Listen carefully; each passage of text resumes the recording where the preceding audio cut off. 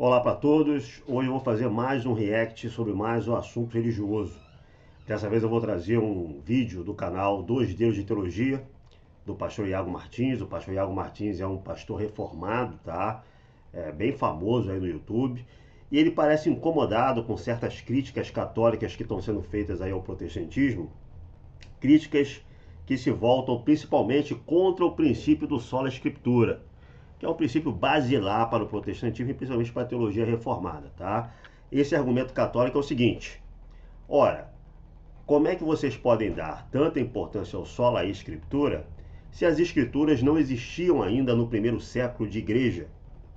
A Bíblia não existia ainda, o cânone só foi fechado no século IV e V através de concílios da igreja, concílios eclesiásticos, o que demonstraria, segundo esse argumento católico romano, tá, que as escrituras na verdade foram formadas pela estrutura eclesiástica de modo tardio em relação à existência da igreja e que, portanto, a ideia de que os cristãos só podem fazer doutrina, só podem se calcar ou devem se calcar principalmente na Bíblia para suas práticas e visões religiosas, essa ideia não faria muito sentido.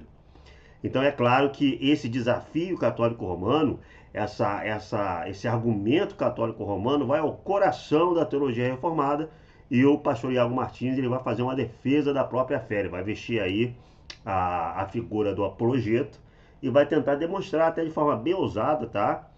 Ele vai tentar demonstrar que não, que o cânone não foi fechado no século IV e V por concílios de bispos.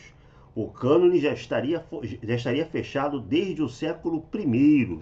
Né? Desde o século I, as escrituras estavam lá. E mais ainda, a igreja nunca ficou sem as escrituras. As escrituras sempre estiveram lá e, portanto, só a escritura teria todo o sentido do mundo. Será que o pastor Iago Martins ele consegue provar aquilo que ele está falando? Antes de rodar o vídeo, eu vou deixar claro aí que eu sou cristão ortodoxo, tá? Mas eu gostaria de dar um pitaco sobre essa polêmica, uma polêmica bastante interessante. Vamos lá. Quando o cânon bíblico foi fechado e o que é que isso significa para a gente como igreja? O debate sobre a formação do Novo Testamento é cheio de polêmicas. Uma delas diz respeito ao momento em que o cânon, a lista dos livros inspirados no Novo Testamento, foi finalmente definido. Esse debate é importante porque se é verdade que o cânon só foi definido de modo definitivo no fim do século IV, como argumenta boa parte dos católicos romanos, então que textos os cristãos usaram para basear a fé nos primeiros 3 séculos de cristianismo? É um grande problema para o protestantismo, né? Porque veja só, se o cânone só foi fechado no século IV, que textos essa igreja tinha para, vamos dizer assim, basear a sua fé, né? Isso é um problema para o protestante, porque ele acredita que a fé dele tem que se basear principalmente, ou mais ainda exclusivamente, nas escrituras sagradas. Será que eles não tinham acesso aos textos que formaram a Bíblia? Mas será que os liberais estão certos quando, no esforço de diminuir a autoridade, a inerrância e a suficiência das escrituras, perguntam qual Bíblia a igreja usou nos primeiros 4 séculos? Fazendo parecer que, na verdade, nos primeiros 4 séculos de igreja, até as listas oficiais da formação do cânon surgirem, a igreja estava perdida, sem saber exatamente para onde ir, porque a igreja não tinha uma Bíblia. Preciso ter cuidado com isso. Ele está falando dos liberais e não dos católicos, nessa última passagem aí do argumento dele. Mas veja bem, o argumento católico romano, e eu vou colocar aqui o ortodoxo junto do católico romano, tá? O argumento não é que a igreja estivesse perdida, é que o cânone não estava fechado. E, portanto, a autoridade da igreja, ela se sobrepunha, ela era tão ferrenha, ela era tão definitiva, que ela era usada para definir que livros seriam ou não canônicos. Tá? Então a autoridade da Bíblia, a autoridade da Escritura é derivada da autoridade da igreja. Esse é o argumento católico romano. Mas isso não significa que a igreja estivesse perdida. Isso significa um problema para o sola escritura. Do ponto de vista dos defensores do sola escritura, isso sim seria uma coisa realmente terrível, né? Do ponto de vista católico romano e também do cristão ortodoxo, isso não tem problema nenhum. dos primeiros 4 séculos. Será que os cristãos pós-apostólicos estavam lançados em um mar de caos canônico? Bom, no vídeo de hoje eu quero discutir com vocês sobre a formação do cânon do Novo Testamento, respondendo uma pergunta muito simples. Quando o cânon bíblico foi realmente fechado? E no fim das contas, o que é que isso significa para a nossa compreensão da fé? O vídeo de hoje talvez seja um pouco pesado, cheio de referências aos pais da igreja. Então continue por sua conta e risco, mas eu te garanto, vai ser um material importante para nos livrar dos ataques daqueles que tentam fazer parecer que Deus não guiou o seu povo por meio da escritura durante os primeiros séculos do cristianismo. Agora é interessante, ele diz que vai usar os padres da igreja para provar o ponto dele, tá? Que Deus guiou o seu povo através das escrituras, desde o primeiro século, tá? Ou seja, que o solo da escritura faz sentido naquele contexto. Quero ver a argumentação do pastor Iago Martins. Agora, deixa eu começar dizendo que nada desse vídeo é uma invenção ou descoberta minha. Esse vídeo, como praticamente tudo que eu gravo na internet, não é nada mais do que informação contida nos melhores livros sobre formação do cânon e sobre bibliologia. Então, se isso aqui fosse um texto, ia ter nota de rodapé em tudo que eu dissesse. Mas como é um vídeo, eu não tenho como ficar dizendo isso aqui foi do livro tal, isso aqui tirei do livro tal, que aí o vídeo ia ficar intragável. Então considere que cada linha do que eu vou falar aqui foi tirado de algum lugar de O Novo Testamento, sua origem e análise de... Esse livro é do Mary Tenney, é um livro dos anos 50, tá? Dos anos 1950. Eu acho que ele foi publicado aí no máximo aí em 59, 60. Então muita tinta rolou sobre formação das escrituras ou do cânone bíblico nas últimas décadas e que não é pego por esse livro. E o Mary Tenney, ele tem um público-alvo principalmente evangélico, tá? Mary Tenney, de Introdução ao Novo Testamento, do J. Carson, Douglas Moo e Leon. Bom, o Carson aí, ele é um teólogo reformado. E Deus falou na língua dos homens, de Paulo Wong. Teólogo reformado, se eu não me engano, é inclusive pastor. E A Heresia da Ortodoxia, do Andreas Kustenberger e Michael Kruger. Não, Michael Kruger também, teólogo protestante. E o Cânon das Escrituras, clássico, de F.F. Bruce e Canon Review. Bruce, famosíssimo teólogo escocês e protestante. Isso, de Michael Kruger. Para mim, o melhor livro sobre cânon que você vai encontrar hoje no mundo. Eu vou colocar a lista desses livros aí na descrição. Então veja bem, o pastor Iago Martins, ele está correto, ele está fundamentado em uma boa bibliografia, mas é uma bibliografia do campo dele, é uma bibliografia de teólogos, de basicamente teólogos reformados ou teólogos protestantes, tá? De pessoas que estão lidando com o público evangélico. Então, eu vou encarar essa bibliografia que ele está tratando como também uma bibliografia de apologética reformada, certo? Ele não está indo, por exemplo, nas obras da historiografia acadêmica sobre a formação do cânone. Aquilo que ele está chamando de melhores obras sobre formação do cânone são, na verdade, obras muito vinculadas à apologética de teólogos reformados. Não tem problema nenhum nisso, tá? Eu não vejo problema nisso. Mas é bom deixar isso claro, tá? É bom deixar isso bastante óbvio antes de a gente começar a falar sobre qualquer coisa. Do vídeo. Esses foram os materiais principais que eu consultei para formar o vídeo de hoje, então eu vou deixar a lista deles para você ter fontes de aprofundamento, se você quiser. Então vamos lá. Nós sabemos que as cartas do Novo Testamento eram enviadas e circulavam nas igrejas, e já eram recebidas como escrituras sagradas. Não é verdade. Não é verdade. Primeiro que o pastor Iago Martins, ele está dando um salto no tempo, tá? As primeiras cartas que começaram a circular, e que nós podemos provar que estavam circulando em igrejas, são as cartas de São Paulo. E as cartas de São Paulo começam a circular por volta do iniciozinho dos anos 50. As primeiras cartas escritas por São Paulo são datadas pelos historiadores ali de finalzinho da década de 40, iniciozinho da década de 50 do primeiro século. Isso quer dizer que durante cerca de 20 anos, nem mesmo cartas estavam sendo difundidas entre igrejas. Aquele movimento cristão, aquela igreja fundada por Cristo, isso não é uma afirmação tão histórica assim, né? Mas é uma afirmação que qualquer cristão vai concordar, qualquer cristão reformado ou católico romano pode concordar que a igreja foi fundada por Cristo. Então aquele movimento, o caminho que nasceu ali na Palestina do primeiro século, durante pelo menos 20 anos, ele não estava lendo carta de Paulo nenhuma, certo? Não estava lendo carta de Paulo nenhuma. Segundo ponto, não é verdade que essas cartas de Paulo fossem tratadas como escritura pela igreja ainda no primeiro século, tá? Essa é uma afirmação problemática. É uma afirmação que tem que ser provada e muito bem fundamentada. Não sei se essa ideia é estranha para você, mas os autores do Novo Testamento sabiam que estavam escrevendo escritura sagrada. Essa ideia é estranha para mim, para todos os católicos romanos, em geral para a maioria dos católicos romanos, né? E é estranha para os historiadores. Na verdade, essa é uma tese defendida pelo Kruger, né? Que é um dos autores que foi citado aí como fonte pelo pastor Iago Martins. É a ideia de que São Paulo, quando estava escrevendo sua carta, ele sabia que aquela carta que ele estava escrevendo era uma escritura sagrada. Agora, como é que o pastor Iago Martins vai provar algo assim, né? Quais são as ideias que ele vai utilizar para provar algo assim? Porque o Kruger, ele dá argumentos muito frágeis para essa ideia, argumentos que a gente desmonta de maneira muito simples. As igrejas que recebiam essas cartas também sabiam disso. As igrejas não sabiam disso. Esse é outro ponto, assim, é interessante. Quando as cartas de São Paulo, ou as cartas católicas, né, Tiago, Pedro, João, são casos ainda mais problemáticos aí na nossa história. Quando essas cartas começavam a circular nas igrejas, elas não eram inicialmente tratadas como escritura sagrada. Você não tem nenhuma obra de escritor cristão, nenhuma obra cristã, tratando essas obras como escritura sagrada até meados do segundo século. Talvez a única exceção, provavelmente a única exceção conhecida, seja a segunda epístola de Pedro, de São Pedro. A segunda epístola de São Pedro realmente parece tratar as cartas de Paulo como escritura sagrada. Só que a segunda carta de Pedro, para os historiadores, ela foi escrita já no início do segundo século. Tá? Os historiadores consideram a segunda carta de São Pedro uma carta que foi escrita mais ou menos por volta do ano 120, 130. Tá?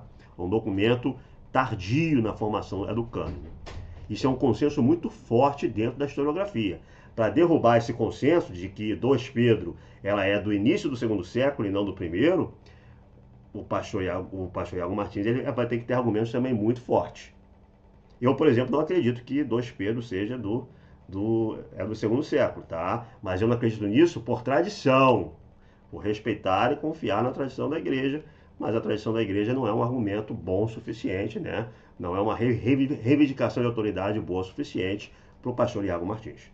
Já existia uma expectativa clara de que esses textos eram canônicos. O cuidado que as igrejas tiveram em guardar, preservar e distribuir essas cartas mostra que havia algo especial nesses documentos. Se você quiser entender isso melhor, vai no nosso vídeo sobre isso. Essa também é uma afirmação problemática. O fato das igrejas lerem esses documentos, o fato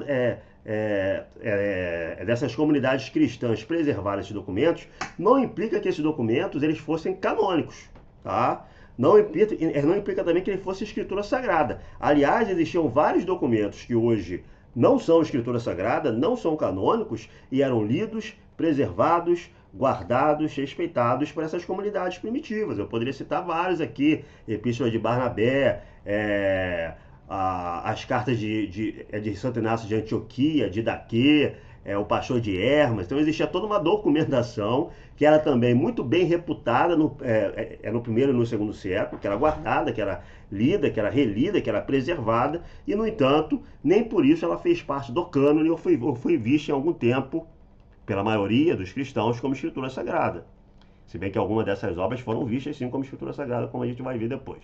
Só da escritura e expectativa canônica. Qual é o argumento que os apóstolos sabiam que estavam escrevendo no Novo Testamento? Eles falam disso em suas cartas e as igrejas recebiam esses documentos como tal. É por isso que, no fim... E esse vídeo do pastor Iago Martins, a Sola Escritura, eu comentei no meu blog, tá? Eu comentei no meu blog no início desse ano ou no final do ano passado.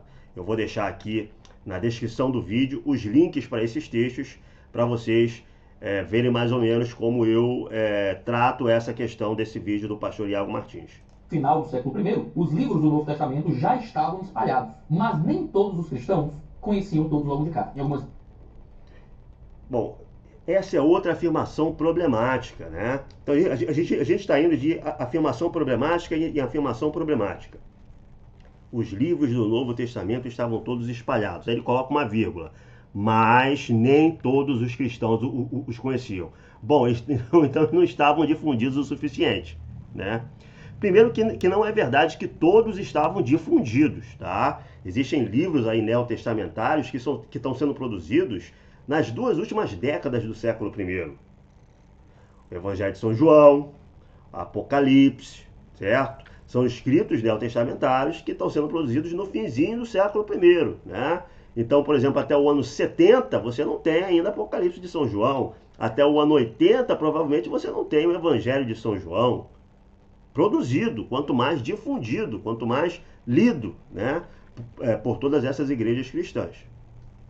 Nas igrejas, eles tinham algumas cartas, em outras igrejas tinham outras cartas diferentes. Algumas dessas cartas se perderam, mas algumas que Deus tentou que fossem preservadas para as igrejas posteriores, ainda estão conosco no formato do Novo Testamento. Nem todo mundo sabia das cartas que outras igrejas possuíam, e provavelmente poucos cristãos no começo do século I veriam todos os evangelhos ou todas as cartas de Paulo antes do fim daquele século. Além disso, muitos evangelhos apócrifos, atos falsos, cartas falsas, circulavam durante o século I e o século II.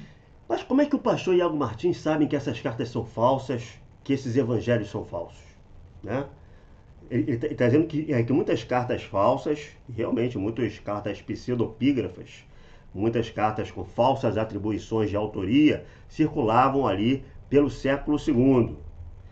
E alguns evangelhos também começam a circular.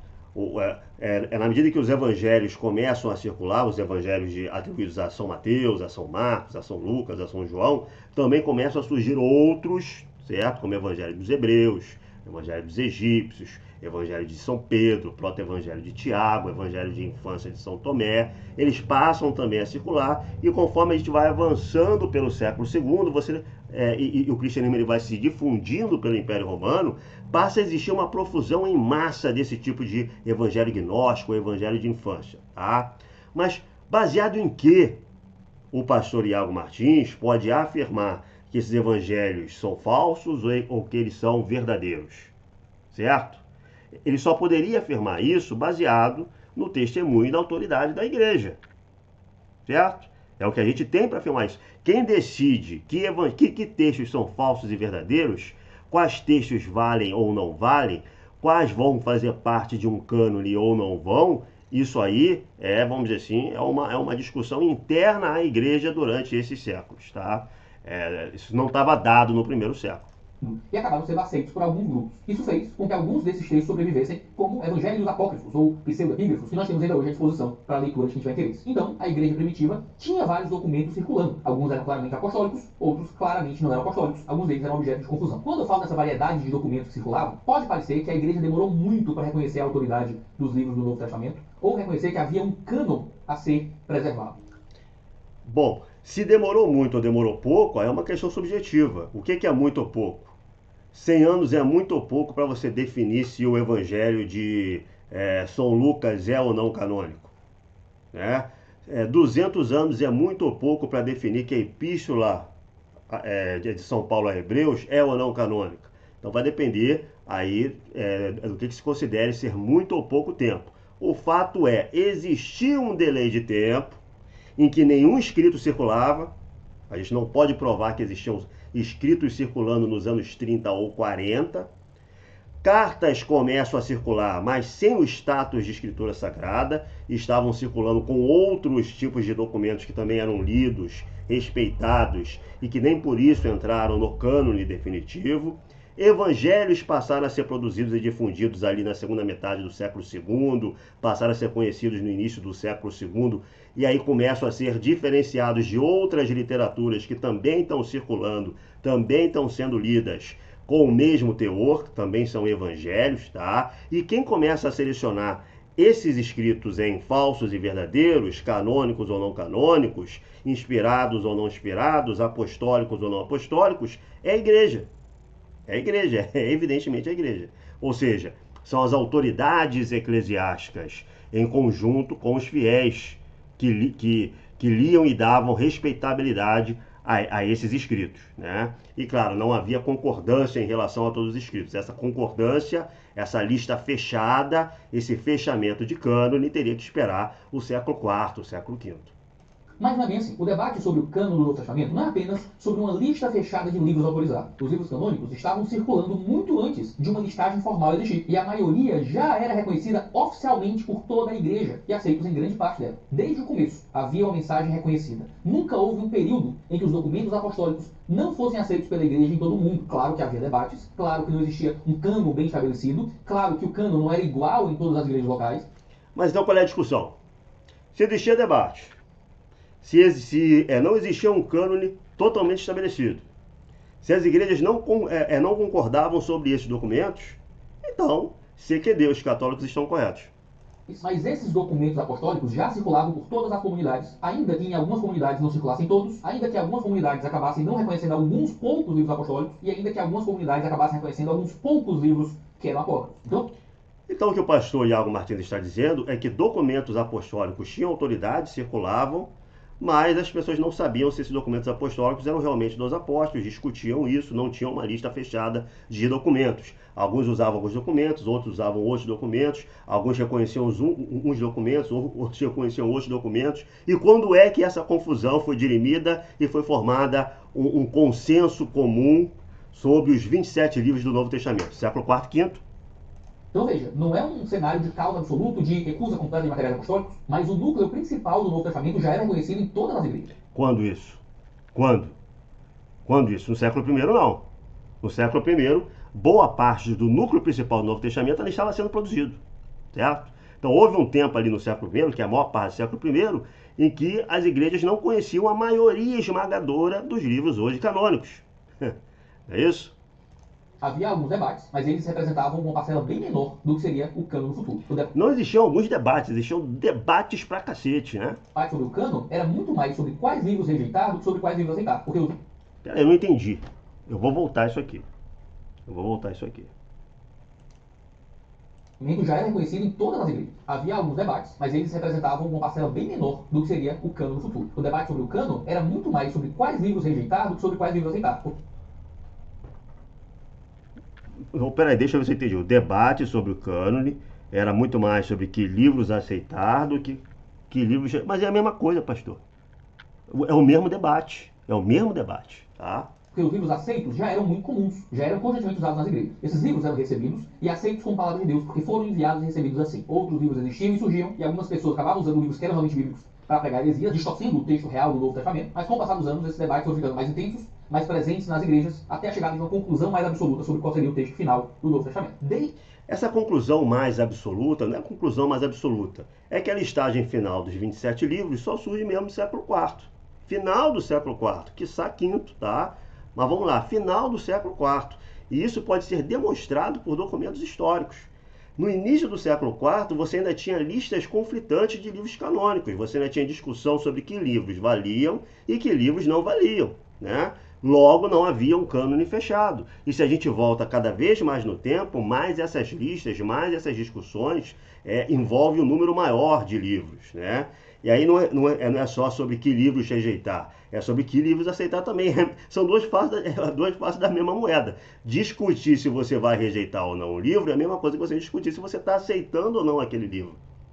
E no início do período pós-apostólico já estava estabelecida a ideia de autoridade extraordinária daqueles textos e do encerramento do trabalho de revelação apostólica. Era muito claro no século I e no século II que os apóstolos tinham escrito certos textos. Esses textos deveriam ser preservados e que nenhum texto novo, além deles, deveria ser aceito na igreja. A ideia, portanto, era que o cânon estava definido. Não. Esse é um jogo de palavras. Tá? O fato da apostolicidade, né, do caráter apostólico de um texto ser extremamente importante para considerá-lo como autoridade dentro da igreja, não significa que o cânone esteja definido. Primeiro porque nem todos os escritos que eram considerados autoridade dentro da igreja vieram de apóstolos. 2 evangelhos não são apostólicos. Evangelho de Marcos e Evangelho de Lucas. Nenhum dos dois fazia parte dos 12 apóstolos. E depois o 13º apóstolo, São Paulo. A não ser que o pastor Iago Martins acredite que São Lucas e São Marcos faziam parte dos 72 apóstolos. Mas isso não é uma informação bíblica, é uma informação da tradição da Igreja Ortodoxa. Tá? É uma informação da tradição da Igreja Ortodoxa. E o pastor Iago Martins não vai se basear nisso, né? Eu imagino que não. Então, São Lucas e São Marcos, autores de 2 evangelhos, não eram apóstolos. Tá? Então, apesar da apostolicidade de um escrito ser importante para sua autoridade na igreja primitiva desde o início, certo? Não significa que essa autoridade, que só escritos apostólicos teriam essa autoridade, não significa que se sabia quais escritos eram ou não de algum apóstolo, tá? E não significa que essa autoridade, já no século II, era a autoridade de uma escritura sagrada, né? Se a gente estuda a formação do cânone, a gente vai ver que o status dos textos ele vai gradualmente ganhando o status de escritura sagrada, mas ele não era assim desde o início. Só havia um debate, ainda amplo, ainda por se concluir, e que qual cânon era esse exatamente. Mas esse é todo o debate. Como assim só havia um debate? Qual cânone era? Pô, mas esse é todo o debate, tá? Mas que as igrejas concordassem no núcleo principal do qual seria esse cânon. Pensa em Inácio de Alexandria, por exemplo. Inácio de Alexandria, quando foi questionado por alguns homens, provavelmente... O pastor deve estar se referindo a Santo Inácio de Antioquia. Santo Inácio de Antioquia, ele foi bispo de Antioquia, cidade extremamente importante ali na Síria, né? Que é, vamos dizer assim, uma das regiões, uma das primeiras regiões para as quais o cristianismo se espalhou. Segundo Atos dos Apóstolos, foi na Síria, foi em Antioquia, que pela primeira vez os seguidores de Jesus, os seguidores do caminho, foram chamados de cristãos, tá? E Santo Inácio de Antioquia, ele é um bispo e mártir que está escrevendo cartas para as igrejas ali na primeira década do século II, ano 100, ano 110. As cartas que nós sabemos ser autênticas, escritas por ele, vêm desse período, tá? E essas cartas são muito importantes para a gente vislumbrar certos aspectos dessa igreja primitiva, entre aspas, dessa igreja apostólica. Judeus que não acreditavam em nada do evangelho que não tivesse no Antigo Testamento, ele respondeu na Epístola aos Filadélfios. E eu tenho uma citação aqui. Mas, para mim, os arquivos, né, as fontes, são Jesus Cristo. Os arquivos invioláveis são a sua cruz e a sua morte, e a sua ressurreição, e a fé que vem dele. Os sacerdotes, igualmente, foram bons. Aqui os sacerdotes do Antigo Testamento. Mas, acima de tudo, eu me refugio no evangelho, como a carne de Jesus, e nos apóstolos, como no presbitério da igreja. Aqui, o evangelho se manifesta como a carne de Jesus, e os apóstolos se manifestam como o presbitério da igreja. Mas esse evangelho ao qual Santo Inácio de Antioquia está se referindo é a mensagem do evangelho. Ele não está falando de nenhum evangelho escrito específico, ele está falando da mensagem evangélica, tá? Esse apelo aqui ao evangelho e aos apóstolos, com Jesus Cristo trajeando, talvez tenha sido uma das primeiras manifestações que a gente tem preservada dessa busca pela origem da revelação de Cristo e dos apóstolos no Novo Testamento. Esse era o arquivo, não era o conteúdo acerca de Jesus. Não, o pastor Iago Martins está fazendo uma forçação de barra em cima do que Santo Inácio de Antioquia está dizendo. O Santo Inácio de Antioquia ele não está se referindo a nenhuma fonte escrita nessa passagem. Eu vou pegar essa passagem aqui de algum site que traga o texto aqui inteiro, completo, para a gente ver que o Santo Inácio de Antioquia não está se referindo a nenhuma fonte escrita, nenhum evangelho escrito especificamente. Então aqui a gente tem a passagem que foi citada pelo pastor Iago Martins, tá? Na carta aí de Santo Inácio de Antioquia aos Filadélfios, a igreja de Filadélfia, tá? Santo Inácio de Antioquia estava se dirigindo ao martírio em Roma, tá? Ele havia sido condenado, seria morto, e ele começa a escrever uma série de cartas para as igrejas, que são, vamos dizer assim, um dos grandes patrimônios, uma grande documentação cristã ali do início do século II. Então ele vai dizer o seguinte, ó, mas as orações de vocês a Deus vão me aperfeiçoar, de modo que eu mantenha aquela porção que através da misericórdia foi destinada a mim.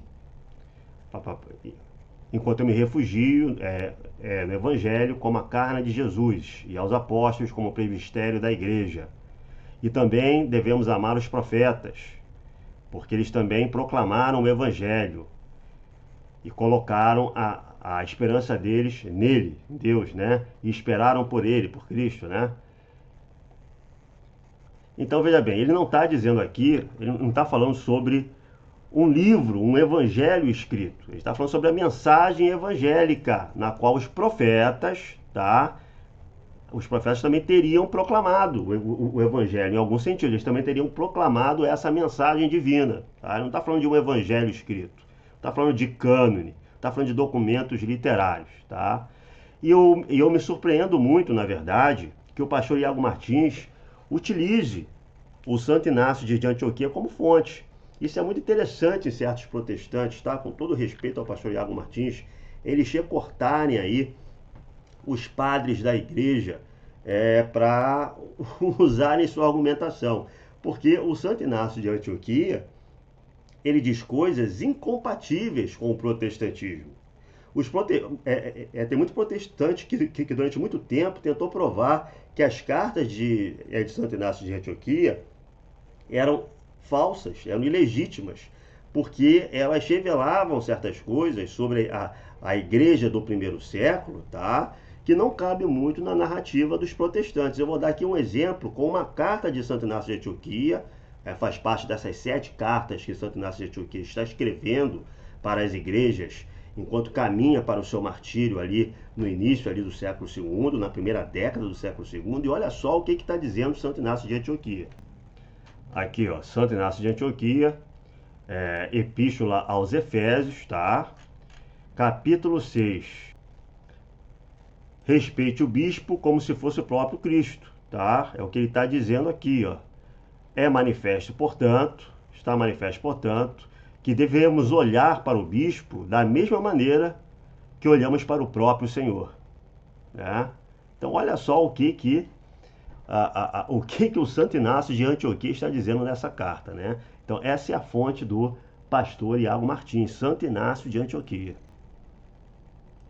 Um arquivo deveria ser encontrado remontando aqui a mensagem dos apóstolos. Inácio entendia que os apóstolos possuíam uma autoridade extraordinária, que não existia nos escritores cristãos posteriores. Nenhum polemista, nenhum apologeta, nenhum pastor, nenhum teólogo depois dos apóstolos tinha a autoridade que os apóstolos tinham. Há uma autoridade extraordinária e, por isso, um encerramento implícito dessa autoridade. Ou seja, a autoridade apostólica era dos apóstolos e daqueles que estavam ligados aos apóstolos. Seus textos eram seus textos, e nenhum texto a mais, além desses textos, poderia ser adicionado a esse construto inicial da revelação de Cristo Jesus. Os primeiros textos não poderiam ser escritos novamente, porque eles eram, obviamente, os primeiros. Os registros dos evangelhos, feitos pelas testemunhas oculares, não poderia ser repetido. Eles queriam voltar a Jesus e aos apóstolos. Então, nenhum texto posterior aos apóstolos poderia ser aceito como um texto apostólico. Entendemos, pastor? Não precisa repetir mais uma vez, pelo amor de Deus.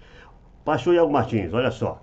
É verdade que os apóstolos, a tradição apostólica e, portanto, os apóstolos, tinham e têm um papel extremamente especial dentro da igreja. É óbvio isso. Mas isso não sustenta a sua tese. Não sustenta a sua tese, porque nem todos os apóstolos escreveram textos. Existem diversos... A maior parte dos apóstolos não escreveu, se não me engano, tá? A gente não tem um evangelho de São Filipe ou uma carta de São Filipe, por exemplo, nem um evangelho de Santo André. A gente não tem, né? Então, nem todos os apóstolos escreveram textos que hoje são canônicos. Então, a tradição apostólica a qual ele está se referindo aí não pode ser sinonimizada a textos escritos no primeiro século.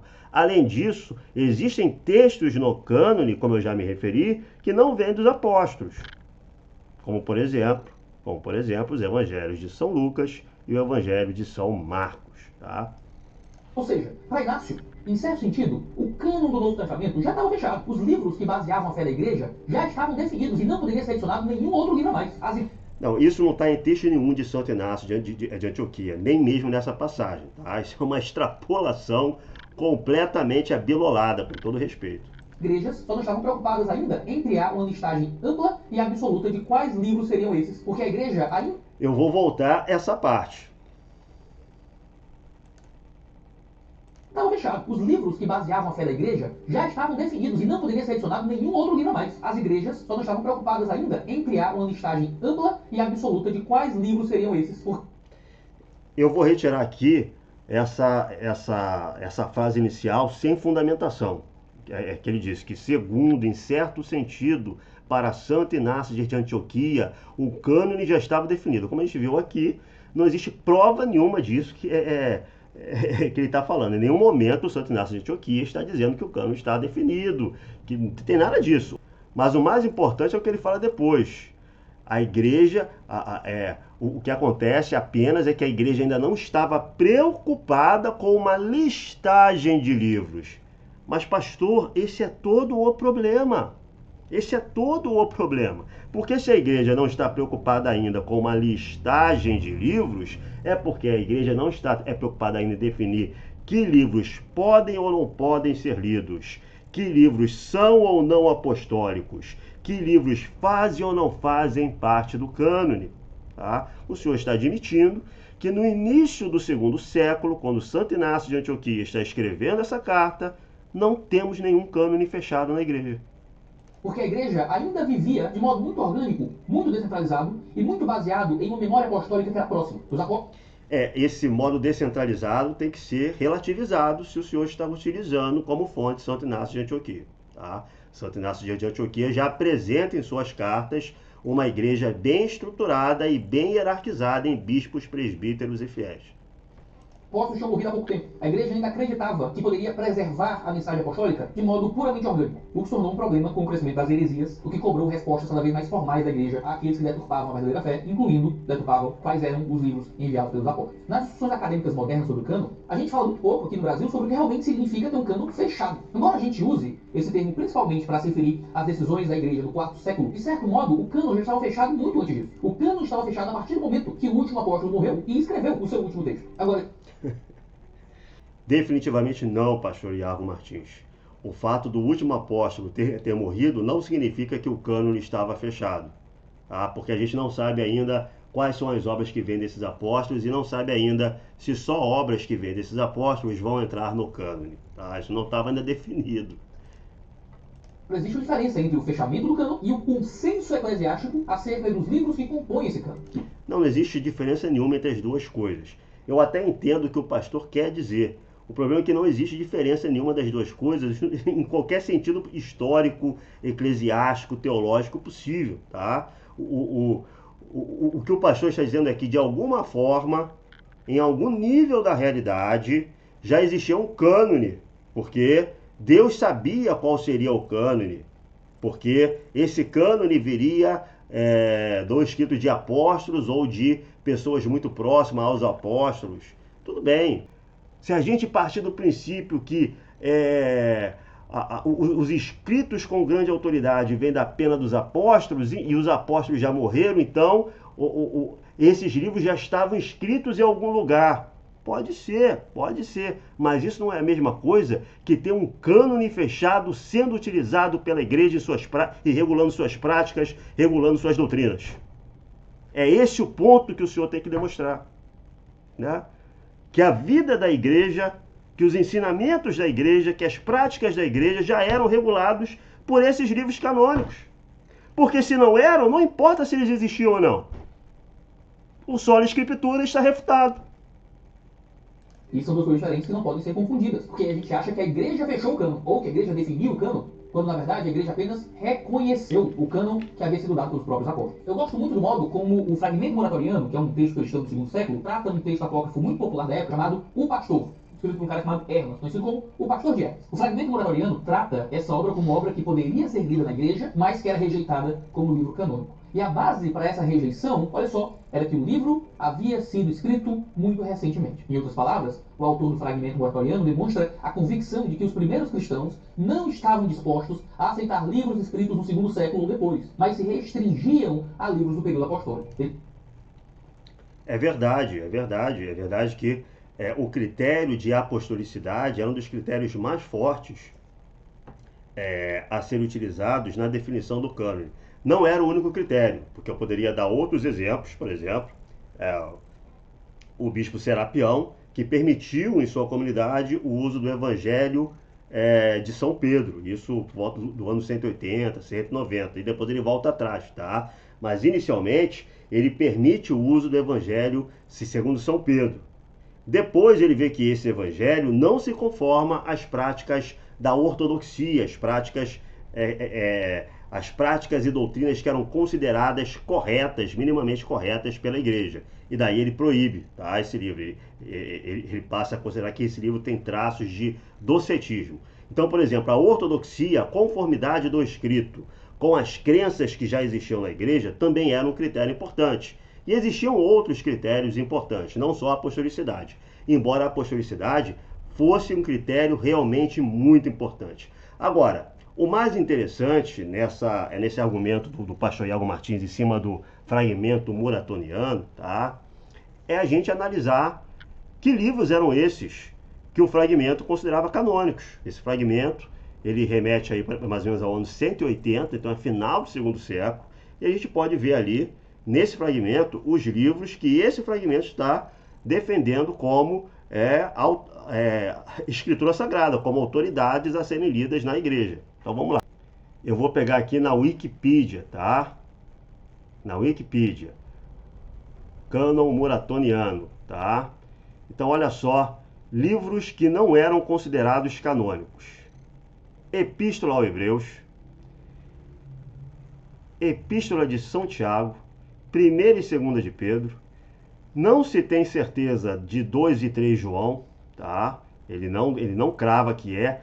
E agora olha só que coisa interessante, alguns escritos que hoje não são canônicos, mas que eram considerados respeitáveis, passíveis de ser lidos, passíveis de serem canonizados pelo fragmento muratoniano, tá? Estão lá na lista de livros do fragmento muratoniano.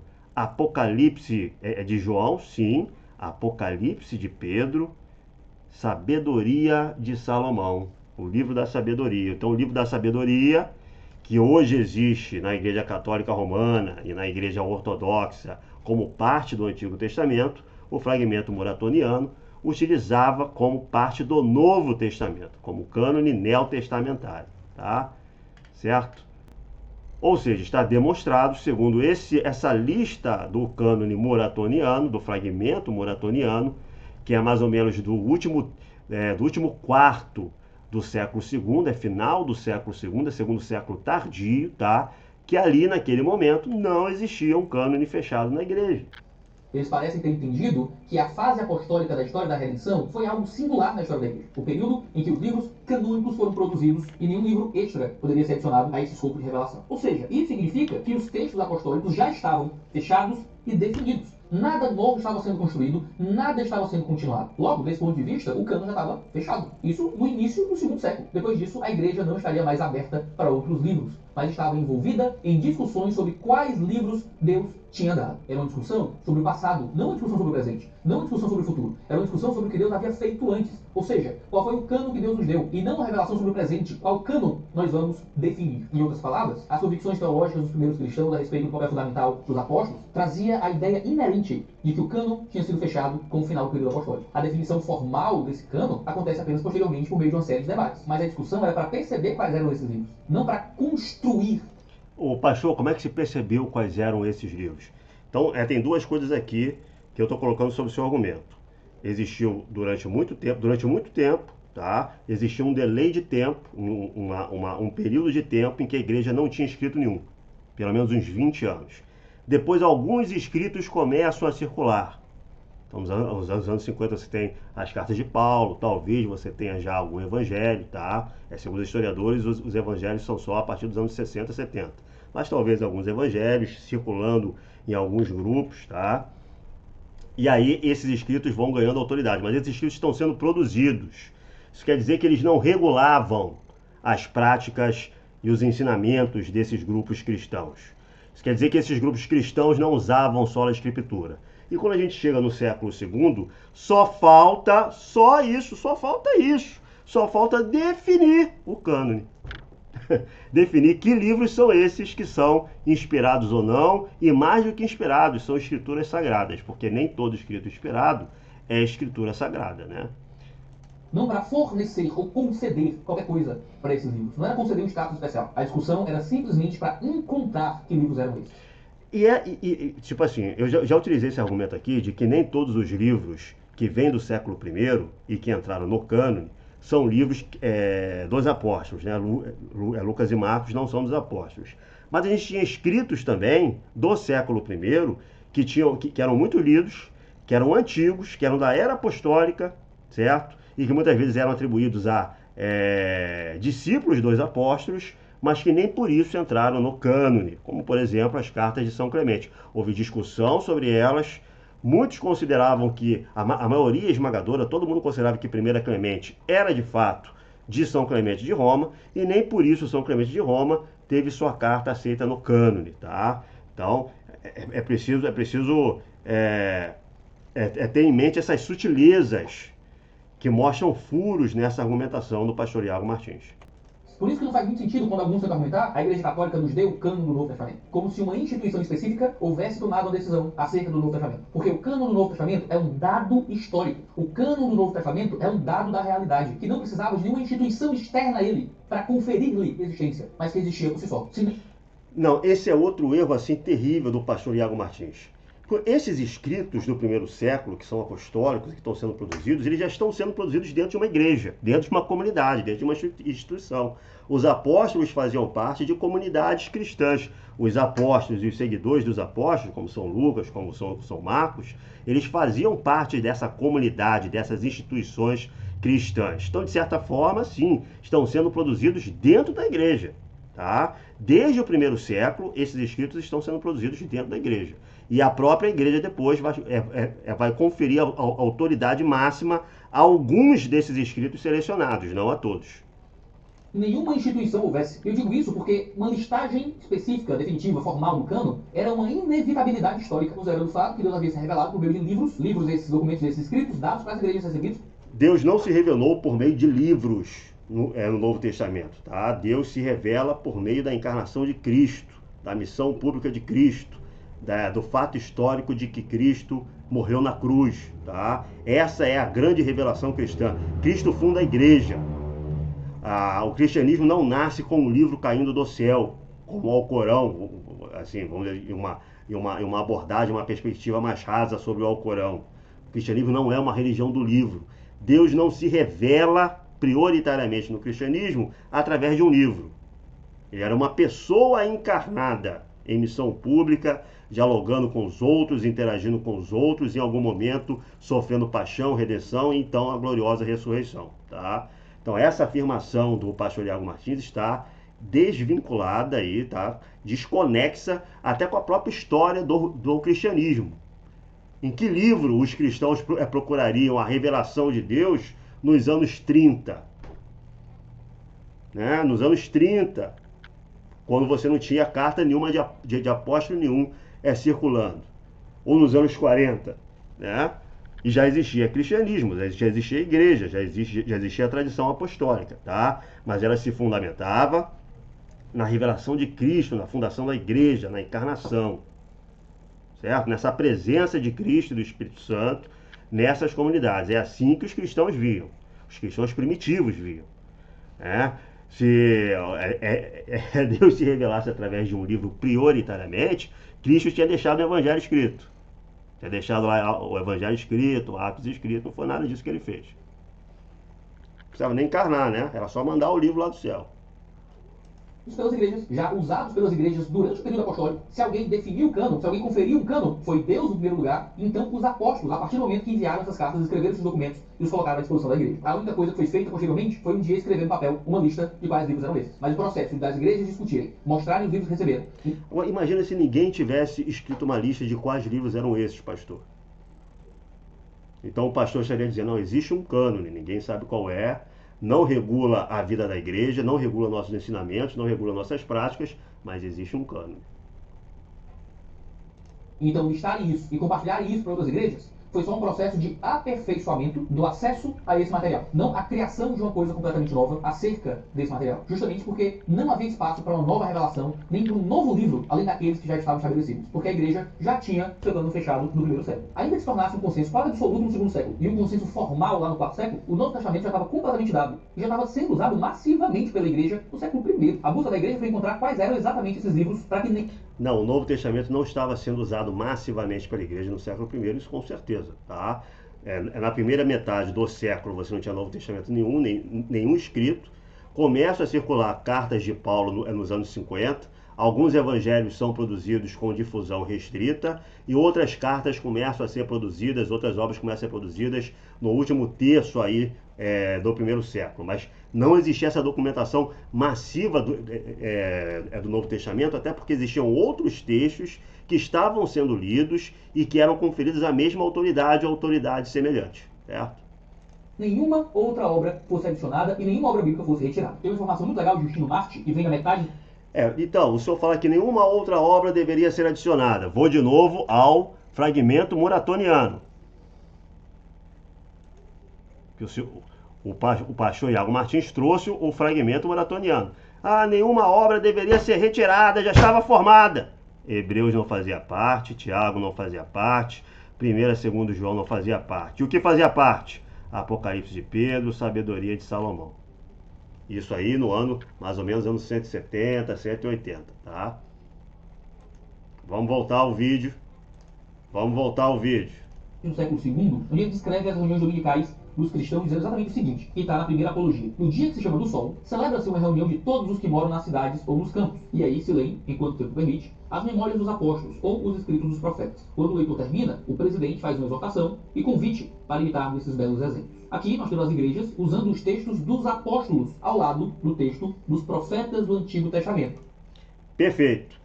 São Justino Mártir está escrevendo ali por volta do ano 160, né, 170, então meados ali do segundo século, meados para o final do segundo século, e São Justino Mártir, em meados para o final do segundo século, é a primeira prova documental que a gente tem que os evangelhos começam a ser considerados escrituras sagradas dentro das igrejas cristãs, dentro do movimento cristão. Então, São Justino Mártir, 130 anos depois da paixão, da morte, da gloriosa ressurreição do Senhor, tá? São Justino Mártir, 130 anos depois, é a primeira prova documental que a gente tem que os evangelhos começam a ser lidos, cantados na igreja ao lado da Septuaginta.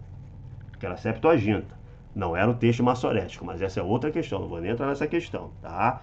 Então sim, então agora você já tem uma nova fase, a fase em que pelo menos os evangelhos eram considerados escrituras sagradas sem dúvida nenhuma. Provavelmente, entre ali o ano 120 e o ano 160, nesse período, os evangelhos ganharam esse status dentro da igreja. Antes eles não tinham, e a gente pode provar que não tinham, com São Papias de Hierápolis, tá?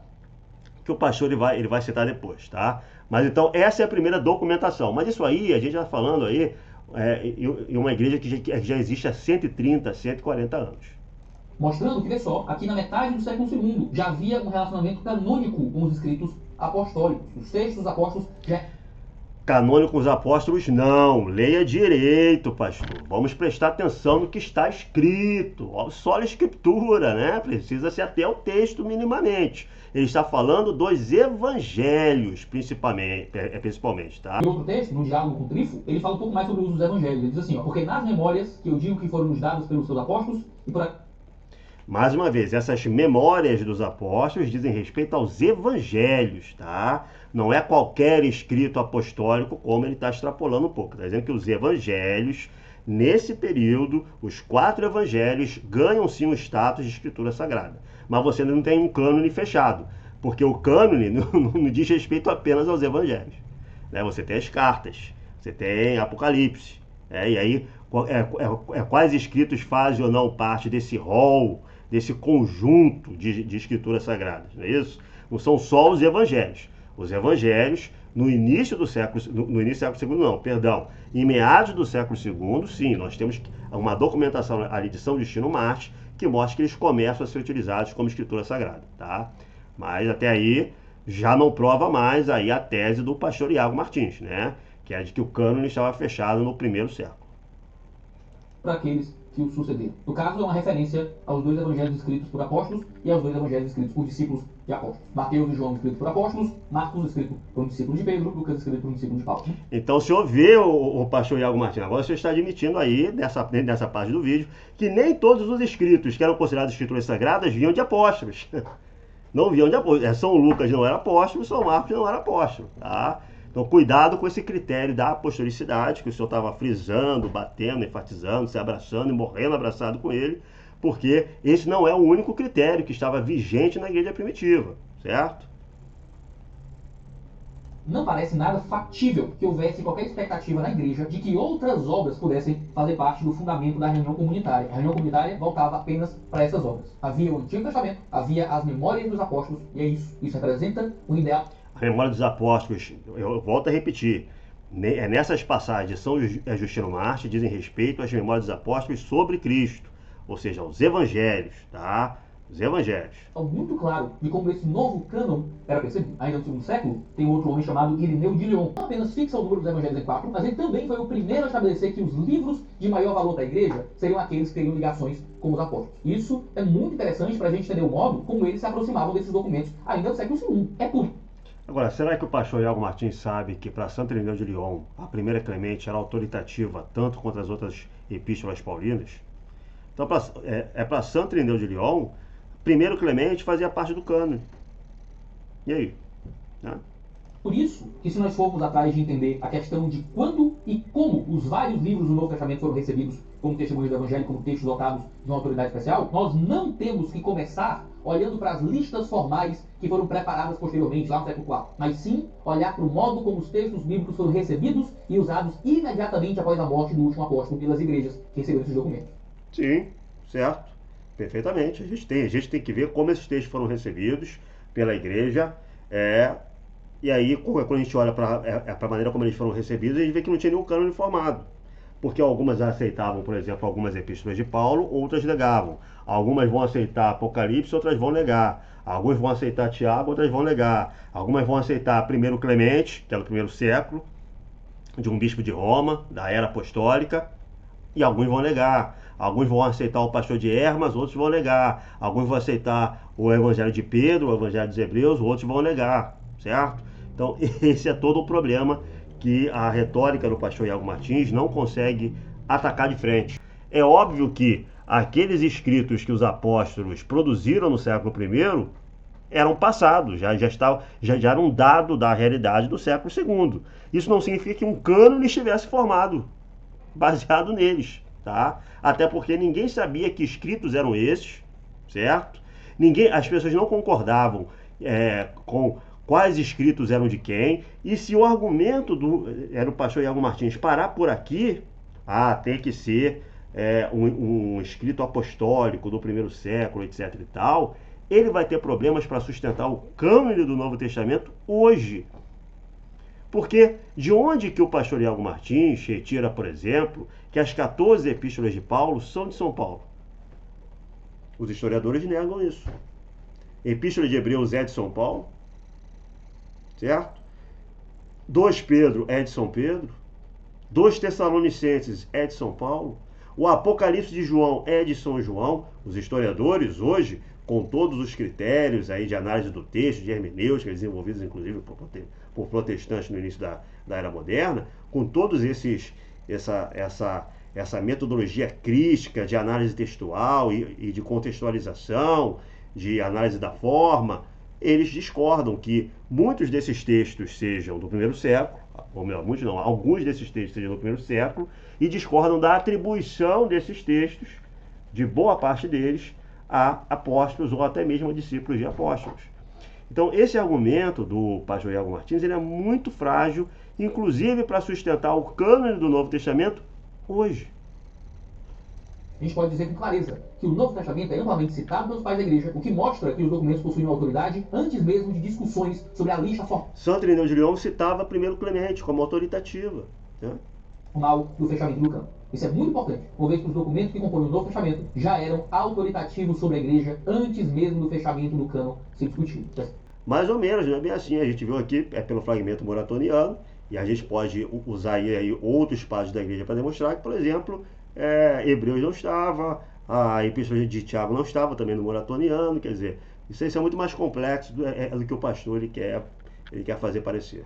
Dessa forma, os primeiros pais usaram justamente esses documentos para construir a teologia e apresentar a obra de Jesus. Então, quando aparece um liberal dizendo, mas a igreja primitiva não tinha uma Bíblia, nós somos hoje muito apegados à Bíblia, nós nos importamos demais com a Bíblia, tudo tem que ter base bíblica, mas qual era a Bíblia da igreja patrística? Eles perguntam em seus eventos, em que eles tentam nos convencer a atualizar a Bíblia e a assumir que a Bíblia tem erros ou o que é que seja. A resposta é que a igreja do primeiro século possuía a revelação apostólica nos livros bíblicos, mesmo antes deles serem encadernados em um único volume. Não, essa resposta é falsa, como a gente viu. Você está utilizando uma frase de Santo Irineu de Lyon, no final do século II, anos 180, 190, para dizer que a igreja do primeiro século já tinha esses livros.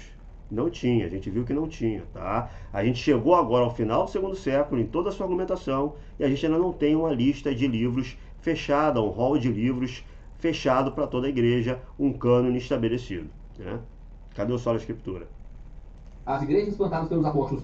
Aliás, usar Santo Irineu de Lyon e São Justino Mártir para falar de Sola Escritura é muito complicado. Porque existem textos muito claros da era patrística falando da tradição dos apóstolos sem vinculá-las a uma documentação literária, tá?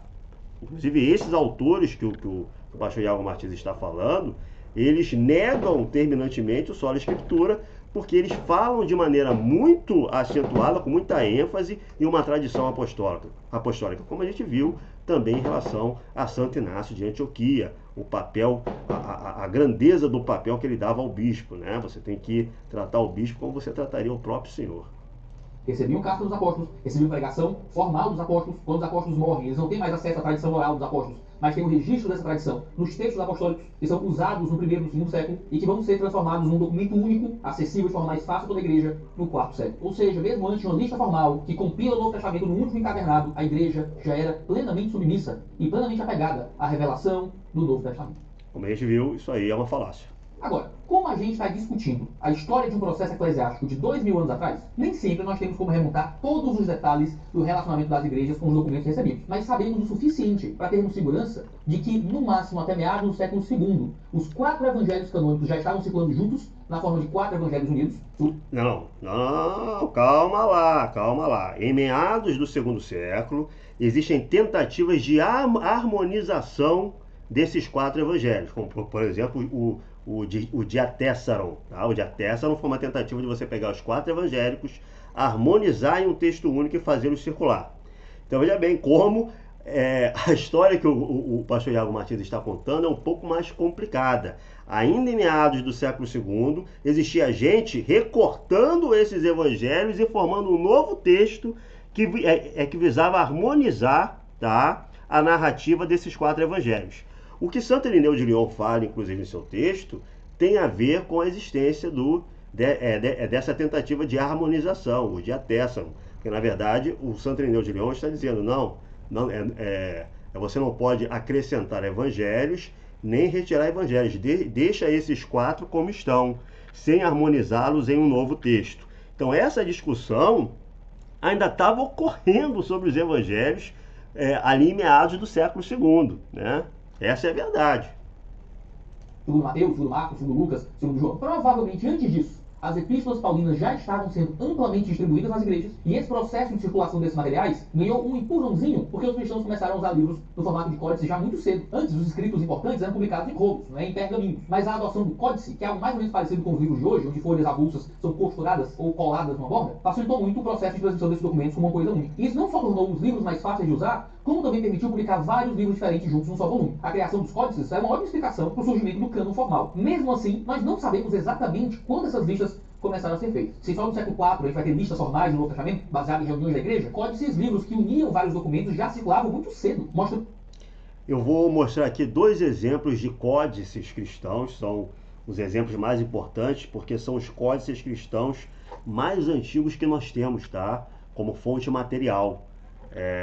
São os 2 exemplos mais antigos, 2 documentos, 2 códices mais antigos que nós temos em mãos para falar dessa documentação cristã antiga.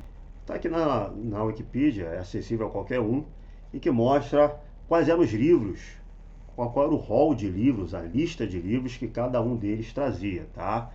Codex Vaticanus, um dos códices cristãos mais antigos já encontrados. Então, ele data lá do início do século IV. Olha só que livros ele trazia em sua listagem. Não trazia as 2 epístolas de São Paulo a Timóteo, não trazia a epístola a Tito, Filemon, e não trazia o Apocalipse. Certo? Então, esse códex não era exatamente igual ao nosso Novo Testamento atual. Dos 27 livros do Novo Testamento atual, faltava neles 5 livros, certo? Mais ou menos na mesma época, agora ali, segundo terço do século IV, nós temos o Codex Sinaíticos, né? O Codex Sinaíticos, também historicamente muito importante. Olha só que livros ele tinha. Ele tinha as 2 epístolas de Timóteo, Tito, Filemon, ele tinha todas as epístolas de Paulo, tá? Mas ele tinha também o Pastor de Hermas e a Epístola de Barnabé, que é um documento do 1º século, tá? Um documento do 1º século, era apostólica e era atribuída a Barnabé. Então, esses dois documentos que nós não temos no cânone atual neotestamentário constavam do Codex Sinaiticus. Um códice um pouco mais para frente, ali da primeira metade do século V, Codex Alexandrinus, outro códice muito importante.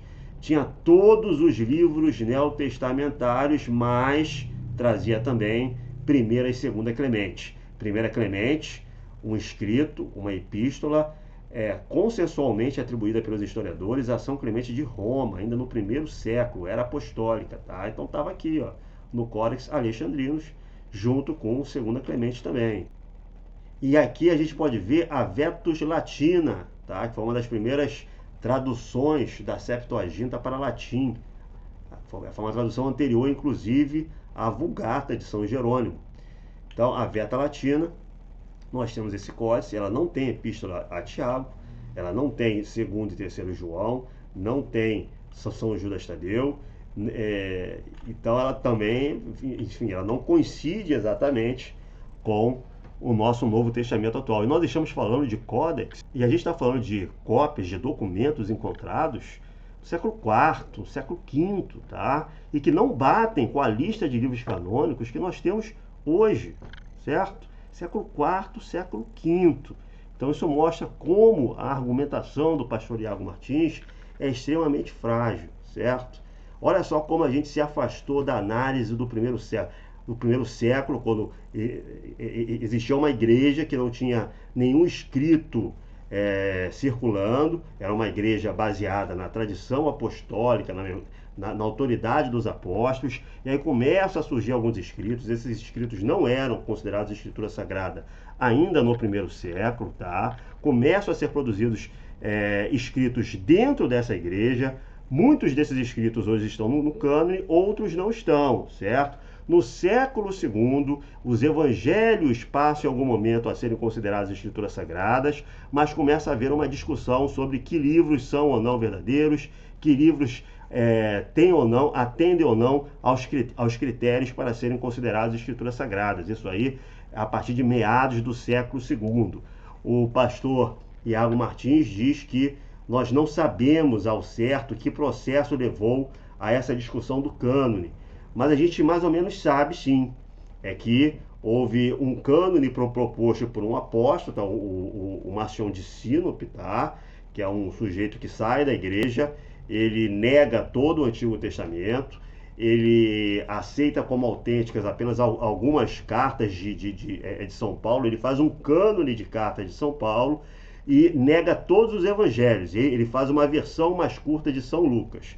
Então, o cânone de Marcião de Sinope, que está surgindo ali por volta dos anos 140, tinha essa versão mais curta de São Lucas e um epistolário que ele escolheu de São Paulo. Então, como resposta a Marcião de Sinope, é que a igreja passa a pensar sobre um rol de escritos, sobre um rol de livros que ela deve ou não considerar canônico. Isso só a partir de meados do século II, que começa a haver essa discussão de modo mais enfático, tá? Mas aí, essa discussão ela vai se estender até o século IV e V, como você pode conferir aí por esses códex que agora são citados pelo pastor Iago Martins, mas que deixam muito claro que o Novo Testamento ainda não estava fechado no século IV, tá? E ele está sendo fechado em meio a essas discussões de autoridades eclesiásticas, sim. Não só de autoridades eclesiásticas, autoridades monásticas, leigos, as comunidades cristãs, mas todos esses atores estão envolvidos na discussão sobre o fechamento do cânone, sobre a formação do cânone, tá? E aí eu não estou aqui utilizando um discurso ambíguo, isso é apenas uma definição formal. Não, essa é a definição do cânone que nós temos. E se essa definição não fosse feita, outro cânone nós teríamos ou não teríamos cânone nenhum, certo? E o grande ponto de toda essa discussão durante todo esse processo, o sola escritura é inviável, porque essas comunidades que estão estabelecendo o cânone não podem, vamos dizer assim, depender dele, porque ele não existe ainda. Certo? Vamos voltar ao vídeo. Mostrando que essas listagens já existiam, ainda que não fosse uma lista formal, existiam como uma lista física de documentos unidos em um único livro. O que a gente sabe é que, desde muito cedo, esses livros já começaram a circular juntos, o que mostra claramente o cuidado da igreja em receber esses documentos como um corpo de revelação fechado e unido. Então, quando as pessoas argumentam que o cânon do Novo Testamento foi criado no século IV, isso demonstra um desconhecimento da realidade daquilo que os pais da igreja escreveram no século I e no século II. Se a gente olhar para alguns outros exemplos, além daqueles que a gente já citou, se a gente conheceu o que os pais da igreja escreveram no século I e II, a gente conclui que o cânone só está formado ali por no final do século IV, início do século V. Isso é dado, tá? Isso é dado. Aqui, nós vamos encontrar um relacionamento muito interessante com os textos apostólicos, que nos dão confiança de que os pais da igreja já entendiam que o cânon estava fechado, ainda que algumas discordâncias menores existissem quanto aos livros exatos. Talvez o documento mais antigo, contendo citações de qualquer um dos livros do Novo Testamento, é o texto de 1 Clemente, também conhecido como a Epístola de Clemente. É uma carta que se encontra no Códice Alexandrino, escrita por Clemente de Roma para a igreja de Corinto no final do século I, aproximadamente ali em 95 d.C. Essa carta faz claras alusões ao Evangelho de Mateus, a Hebreus, a 1 Coríntios e a Romanos. Ou seja, ainda era século I e alguns dos documentos do Novo Testamento não eram apenas conhecidos, mas já eram referenciados em outros documentos como fonte e base doutrinária. 1 Clemente trata os textos de Paulo como vindos do Espírito Santo. 1 Clemente trata a si própria como vinda do Espírito Santo. Aliás, esse é outro erro do argumento do Kruger, que é um argumento em que o pastor Iago Martins ele se fundamenta para dizer que Paulo considerava a sua carta como a escritura sagrada, porque São Paulo considerava os seus escritos como inspirados pelo Espírito Santo. São Clemente também. Se o pastor Iago Martins lê a primeira carta de São Clemente, ele vai ver São Clemente dizendo que São Paulo escreveu sob a inspiração do Espírito Santo, e ele, São Clemente, também estava escrevendo sob a inspiração do Espírito Santo. E Santo Inácio de Antioquia e Santo Irineu de Lyon dizia a mesma coisa em sua obra, na obra citada aqui. Dizia a mesma coisa. Minhas obras são inspiradas pelo Espírito Santo. No mesmo tom, do mesmo jeito que São Paulo dizia. Tá? No mesmo tom e do mesmo jeito. E aí? E agora? O que fazer disso? Como textos que eram conhecidos nas comunidades e que nós deveríamos nos submeter a eles. Ou seja, 1 Clemente é uma fonte sobre o modo como a igreja já era apegada e já usava os textos paulinos na construção da sua teologia. 1 Clemente era usada por muitas igrejas também como parte do cânone, tá? Como a gente viu aqui, como eu dei exemplos aqui desses códex. 1 Clemente também estava fazendo parte dessa discussão aí. Poucos anos depois, Nácio de Antioquia escreve a Carta aos Filadélfios, aproximadamente entre 107 e 110 d.C. O seu texto mostra que ele certamente conhecia todas as epístolas de Paulo, além de citar Mateus e provavelmente aludir ao Evangelho de João. Um pouco depois, Policarpo de Esmirna escreveu. A gente já falou aqui sobre Santo Inácio de Antioquia, né? Como Santo Inácio de Antioquia era detestado, é detestado por muitos protestantes por dizer coisas sobre a igreja que ferem muito aí a sensibilidade de certos grupos evangélicos, né? Então, a partir daqui, o pastor Iago Martins ele vai seguir a seguinte linha. Ele vai pegar diversos documentos, autores do segundo século, para tentar demonstrar o seguinte, esses autores, esses documentos cristãos, estão citando vários escritos hoje neotestamentários. Isso demonstra que já do século II, de pelo menos meados do século II, esses escritos neotestamentários citados por esses cristãos já tinham uma grande autoridade, uma autoridade tal que os tornava inclusive base para a doutrina da igreja. Mas o principal aqui é o seguinte, o grande problema desse argumento do pastor Iago Martins é que esses autores também citam como autoritativos, tá? Escritos que não são do Novo Testamento atual, tá?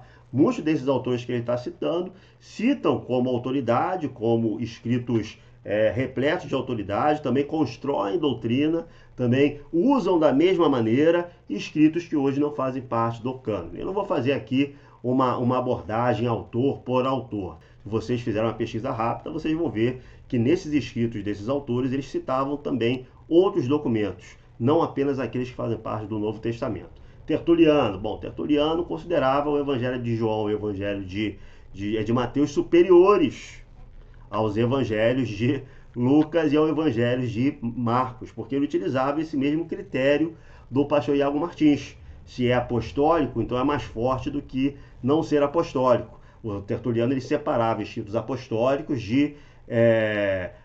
ele fazia uma distinção entre escritos dos apóstolos e escritos de homens apostólicos, né? Então, os escritos de homens apostólicos seriam menos seguros, menos confiáveis, menos autoritativos que os escritos dos apóstolos. Então, ele fazia essa distinção de evangelhos. Então, esse cenário todo é muito mais complexo que o pastor Iago Martins ele parece pensar. Então, não vou tratar autor por autor, porque o princípio é o mesmo. Eles citam sim diversos escritos hoje canônicos, mas eles citavam também escritos que não eram canônicos, e da mesma maneira, tá? Então não dá para fazer, não dá para retirar desse recorte que o pastor Iago Martins está fazendo a ideia de que já existia um cânone. Não existia no século II.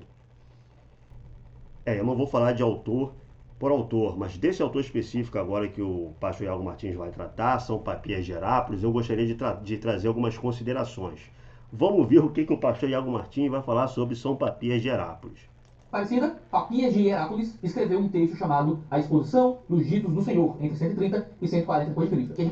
Então, olha só, São Papias de Herápolis, na verdade, ele não escreve ali nos anos 130 e 140. O consenso mais forte dos historiadores é que ele está escrevendo entre o final dos anos 90 e o iniciozinho dos anos 100. Então vamos dizer ali que ele está escrevendo por volta do ano 100. Ele vai escrever uma obra chamada Exposição dos Ditos do Senhor. É uma obra de 5 volumes que ele escreveu, tá? E que trazia um conjunto de relatos orais que ele coloca por escrito sobre a vida de Cristo, ou seja, era um evangelho de São Papias de Herápolis. Então, por volta do ano 100, tá? Eu estou colocando um pouco mais para trás, mas se a datação do pastor Iago Martins estivesse correta, ele estivesse escrevendo isso no ano 130, é pior ainda para o argumento do pastor Iago Martins, porque o que São Papias está fazendo é um evangelho.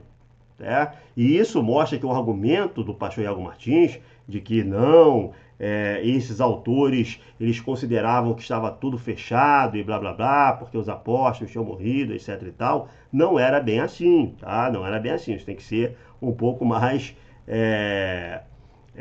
visto de uma maneira mais apurada. O pastor Iago Martins está falando, não é exatamente a realidade. E São Papias de Herápolis, a obra de São Papias de Herápolis, a própria existência dela é uma prova disso. A gente já está no meio do século II. Esse livro se perdeu, o que a gente tem dele é citado no livro História Eclesiástica de Eusébio de Cesareia, e a citação que nós temos diz o seguinte, olha que interessante. O presbítero dizia o seguinte, aqui o presbítero é o Papias de Herápolis. Marcos, intérprete de Paulo, escreveu cuidadosa, não porém ordenadamente, as recordações das palavras ou ações do Senhor. Ou seja, Marcos escreveu um texto cuidadoso, mas não em ordem cronológica. Efetivamente, ele jamais ouviria ou seguiria o Senhor. Ou seja, ele não foi testemunho ocular dos fatos. Mas conforme disse, mais tarde ele conviveu com Pedro, que pregava segundo a necessidade dos ouvintes, mas não elaborou uma síntese das palavras do Senhor. Ou seja, Pedro não escreveu um evangelho, e aí qualquer evangelho de Pedro que surja está indo contra a historiografia cristã primitiva, mas Marcos escreveu aquilo que Pedro escreveria. Assim, ao escrever Marcos de acordo com suas lembranças, não cometeu erros. Ou seja, já tem doutrina da inerrância bíblica aqui em meio do século II. Mas ele é tema para outro livro. Tivera o único propósito de nada omitir do que ouvira, nem impingir algo de falso. Aqui é a citação de Papias, né? Então ele vai argumentar. É isso o que Papias narra acerca de Marcos. A respeito de Mateus, assevera o seguinte, faz uma citação de Papias. Mateus escreveu os oráculos divinos na língua hebraica, cada qual os interpretou como pôde. Ou seja, aqui é Papias, no meio do século II, dizendo que Mateus foi escrito em hebraico. Aqui ele fala de Marcos é interessante porque mostra essa preocupação no relato dos evangelhos serem relatos ligados diretamente à revelação apostólica. Tá? Então, o pastor Iago Martins não entendeu que o próprio São Papias estava escrevendo algo próximo de um evangelho, né? Agora, existe uma coisa de São Papias, o pastor Iago Martins ele volta a dizer que é meados do segundo século, mas na verdade é iniciozinho do segundo século, talvez até ali por volta do ano 100. O que o pastor Iago Martins parece não saber sobre São Papias é o seguinte, eu vou trazer isso aqui agora para vocês. Olha só uma das citações aqui de São Papias de Herápolis em Eusébio de Cesareia. Olha só o que ele está dizendo. Ele está dizendo que ele vai escrever as interpretações que ele aprendeu com os anciãos. Ele vai defender que esses anciãos eles tinham uma memória bastante confiável daquilo que tinha acontecido. E o São Papias ele considerava essa memória mais confiável que outras fontes, tá? Porque vem direto das pessoas que receberam os mandamentos diretamente do Senhor, e não de ouvir falar, né? Não de um telefone sem fio. Então ele quer basear os escritos deles nos anciãos que conheceram as palavras do Senhor. E como ele é uma figura muito antiga aí da história da igreja, né? O São Papias está escrevendo aí por volta do ano 100, como eu disse, ele tem contato com a era apostólica, com pessoas que ainda estavam vivos e que tinham visto Cristo, tinham conhecido Cristo. Então as palavras que essas pessoas tinham ouvido diretamente de Cristo eram uma fonte muito importante para ele. E olha só o que ele fala, ó. Então, qualquer pessoa que venha até mim e tal, que seja seguidora, seguidora dos anciãos, ele questiona essas pessoas sobre as palavras desses discípulos, né? André, Pedro, Felipe, Tomé, Tiago, João, Mateus, tal, ou qualquer outro discípulo do Senhor. E aí ele vai, e também o presbítero João, tá? João, o presbítero, uma figura aí polêmica, famosa aí polêmica por causa da autoria do livro do Apocalipse, tá? Então ele vai inquirindo essas pessoas que conheceram os discípulos diretos do Senhor ou os próprios discípulos que ele conhecia do Senhor. E aí ele vai falar o seguinte, ó, porque eu não acho que eu possa retirar de livros, eu não acho que aquilo que eu possa retirar de livros vai me trazer tão bem quanto aquilo que eu posso aprender de viva voz. Então ele tá colocando o testemunho oral dessas pessoas acima daquilo que ele pode aprender de livros, tá? Ele está dizendo aqui que aprender oralmente dessas pessoas que conheceram Jesus valia para ele mais do que ler livros. Então olha só como isso traz problemas para toda a narrativa do pastor Iago Martins. Porque São Papias de Herápolis, ele não está muito interessado. Não é que ele despreze os escritos aí dos apóstolos, ou de Paulo, ou de São Clemente, ou outros escritos como a de Daquê, como a Epístola de Barnabé, as possíveis epístolas católicas que ele conheça. Mas ele prefere ensinamentos orais, ensinamentos de viva voz. Olha só o que está dizendo São Papias de Herápolis, no iniciozinho do século, final do século I, iniciozinho do século II, tá? E se ele está dizendo isso, segundo a datação dada pelo pastor Iago Martins, meados do século II, é pior ainda para o argumento do pastor Iago Martins, né? Então é isso, eu não vou tratar exatamente de cada um desses autores que o pastor Iago Martins está falando, porque o princípio é basicamente o mesmo, em nenhum deles você encontra um cânone fechado. Eles vão citar, sim, autores neotestamentários. Quanto mais você vai para a final ali do século II, início do século III, mais alguns escritos vão ganhando status de escritura sagrada, tá? Isso é verdade. O problema é que existiam escritos que hoje não estão no cânone e que também eram citados por esses autores, tá? E esse é o grande problema que o pastor Iago Martins não consegue resolver. Porque quem decidiu o que era e o que não era foi a estrutura eclesiástica. Então vou passar agora para o final do vídeo dele.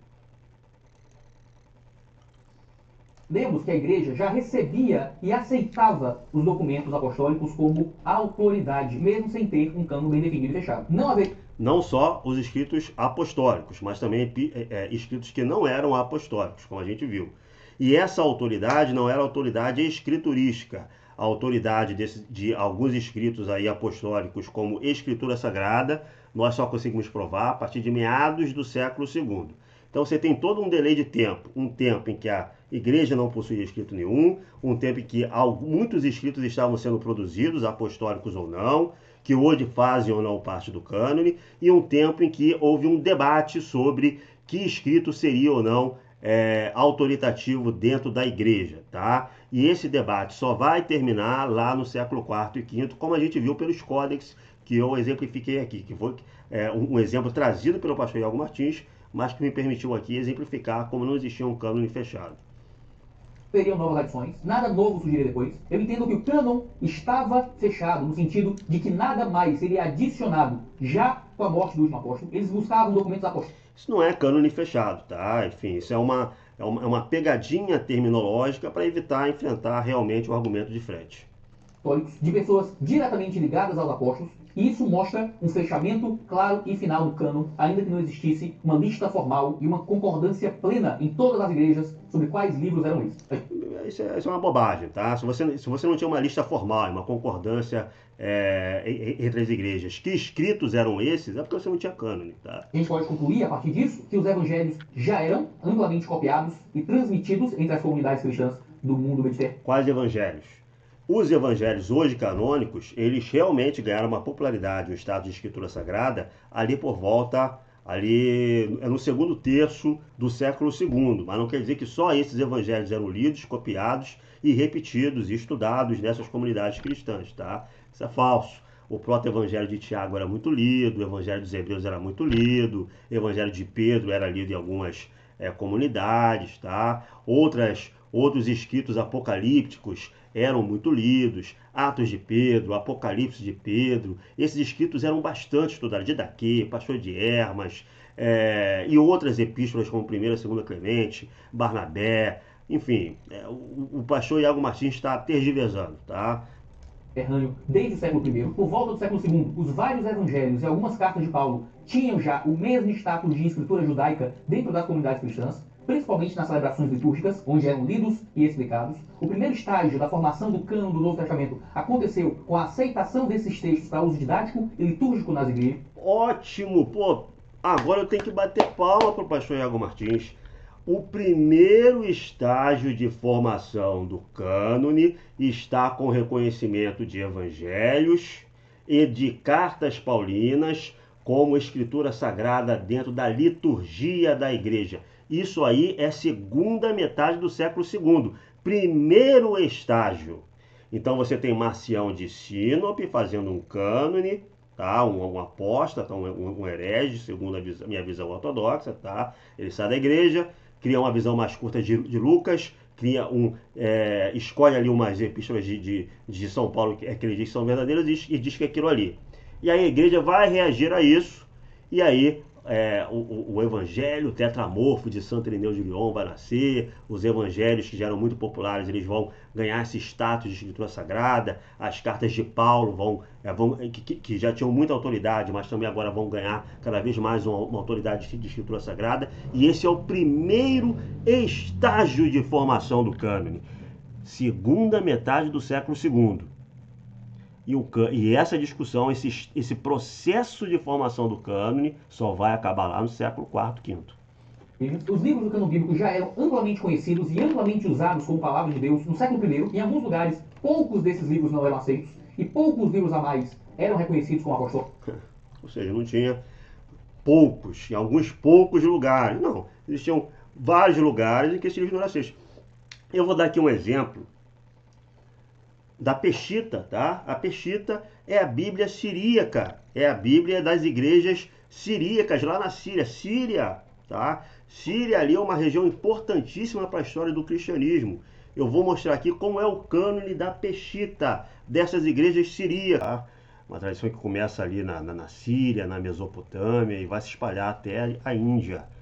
Olha só, o Novo Testamento da Peshitta, tá? Originalmente exclui muitos livros disputados, 2 Pedro, 2 João, 3 João, Tiago, Apocalipse, tá? Então lá no século V, a Peshitta, que já era uma Bíblia consolidada para essas igrejas, não tinha esses livros canônicos aqui, ó. É um Novo Testamento de 22 livros. Bom, vamos voltar aqui ao vídeo do pastor Iago. O que foi corrigido com o debate entre as comunidades locais dispersas que posteriormente se organizaram em concílios. Então, quando o cânon foi fechado, o cânon estava fechado no século I. Baboseira, né? Desculpa me referir assim ao pastor Iago Martins, com todo respeito. Uma afirmação completamente equivocada, que não tem sustentação nem base nenhuma, tá? Nenhuma. Com a morte do último apóstolo, porque o cânon é um dado fornecido pela revelação do Deus vivo por meio da escrita apostólica. A igreja, de forma ampla e descentralizada, usava esses textos, mesmo sem conhecer todos os detalhes do cânon. Com o tempo, esse cânon fechado foi formalmente expresso por meio de listas que formalizaram todo esse material como um único livro chamado de Novo Testamento. O que é que isso significa? Significa, primeiro, que nós não podemos concordar com aqueles que são católicos romanos e que argumentam que foi a instituição romana que definiu o cânon e nos deu a Bíblia, e que para isso precisam inventar um caos completo no relacionamento com os textos apostólicos nos primeiros séculos. Em segundo lugar, também significa que nós não podemos concordar com os mormons, a Igreja de Jesus Cristo, os Santos dos Últimos Dias, quando apresentam novos documentos de revelação do Evangelho. Também significa, em terceiro lugar, que nós não podemos concordar com os neopentecostais, que dão às revelações proféticas o mesmo peso de autoridade escriturística, já que não pode existir nenhuma autoridade atual que tenha o mesmo peso de revelação dos escritos apostólicos, nem magistrado, nem líder local, nem uma revelação profética, nem um padrão eclesiástico. E também significa que nós não podemos concordar com os pós-modernos quando argumentam por uma maior flexibilidade na recepção da revelação. Seja quando argumentam que a igreja primitiva não tinha Bíblia, e por isso a gente não precisa ter uma pegada escritura assim. Seja quando argumentam que Deus é livre ao ponto de nos trazer novas revelações, como por exemplo, quando o Brian McLaren, do famoso Ortodoxia Generosa, parece defender um cano final aberto, dizendo que não consegue ver a história da igreja de nenhuma outra maneira, senão de que estamos continuamente sendo conduzidos, ensinados e guiados pelo Espírito para uma nova verdade. Não temos novas verdades são antigas, são as velhas verdades que cantou Eduardo Mann. O pós-modernismo, os mormons, essas versões extremadas de neopentecostalismo, o catolicismo romano, são movimentos que, na sua visão de escritura, não sobrevivem à luz do que nós sabemos sobre os primeiros séculos do relacionamento da igreja com a palavra de Deus. Ao contrário, na verdade, é o sola escritura e a teologia reformada que não sobrevive à luz do que a gente sabe sobre os primeiros séculos dessa relação entre cristãos e a palavra de Deus. Tá? Eu não vou nem entrar na questão historiográfica, tá? Eu não vou nem trazer para a discussão, de modo mais duro, aquilo que os historiadores falam sobre esses escritos. Porque todo o argumento do pastor Iago Martins, ele se fundamenta na ideia de que esses escritos são escritos apostólicos, né? Mas hoje em dia é muito difícil ele sustentar isso diante da ciência historiográfica. A academia histórica, ela tem um consenso muito forte de que algumas das epístolas neotestamentárias atribuídas a Paulo são pseudopígrafas. Elas não são epístolas realmente de São Paulo. Epístola a Hebreus e segundo Tessalonicenses são exemplos nítidos disso. Hoje a crítica textual ela é unânime em dizer que o Apocalipse de São João não é de São João apóstolo. Tá? Talvez as epístolas de João talvez não sejam também do evangelista, quer dizer, então você tem alguns livros ali no Novo Testamento que muitos estão dizendo, que muitos, segundo a historiografia, segundo a disciplina acadêmica, estão demonstrando que não pertencem realmente a esses autores apostólicos. A segunda epístola a Pedro, muitos historiadores consideram ser do ano 130, tá? Escrita no ano 120, 130, baseados em bons argumentos, tá? O pastor Iago Martins pode pegar toda essa historiografia, todas essas afirmações de historiadores e jogar pela janela, dizer, eu não vou acreditar nisso. Só que ele vai ter que me dizer por que ele não vai acreditar nisso. Né? Por que ele acredita realmente que 2 Pedro é de São Pedro? Né? Contra a opinião da maioria esmagadora dos historiadores, tira os apologetas. A maioria esmagadora dos historiadores vai dizer que 2 Pedro é do segundo século e não é de São Pedro. Né? Então, qual é o argumento que o pastor Iago Martins vai dar a esses historiadores? Eu tenho um argumento, tá? Meu argumento é tradição da igreja. Mas a tradição da igreja não é um argumento suficiente para o pastor Iago Martins. O pastor Iago Martins, ele tem que ter em mente que esse argumento que ele está colocando, tá? De que para ser do cânone do Novo Testamento, um escrito tem que ser do primeiro século, tem que ser da era apostólica, ele tem que ter sido escrito por apóstolos ou discípulos dos apóstolos no primeiro século, ele não é sustentável para manter o cânone hoje. Um pós-moderno, ele vai engolir o argumento do pastor Iago Martins, vai engolir, tá? E em termos históricos, tá? Não tem essa diferença, porque o cânone são os escritos apostólicos do primeiro século. Logo, os apóstolos, eles morreram no primeiro século e já existia um cânone ali. Não é verdade, isso é um jogo de palavras, tá? O que o pastor Iago Martins ele quer dizer é que um dos principais critérios da igreja para colocar um livro no cânone ou não foi a sua apostolicidade. Um dos principais critérios. Não foi o único, tá? Existiam outros critérios, mas esse foi um dos principais critérios. Mas isso é um critério por meio do qual essas autoridades eclesiásticas e essas comunidades cristãs, que eram sim centralizadas e organizadas de maneira hierárquica em determinado sentido, é a partir desses critérios que elas vão olhar para essa documentação que estava circulando nas igrejas e vão decidir quem está dentro do cânone aceito e quem está fora do cânone aceito. E isso começa a ser feito mais ou menos em meados do segundo século. O primeiro estágio em que isso é feito é segunda metade do segundo século, mas só vai terminar, só vai atingir a sua culminância lá no final do século IV, no início do século V, tá? Então, durante todo esse tempo, primeiro século, segundo século, terceiro século, quarto século, a igreja não tinha um cânone fechado.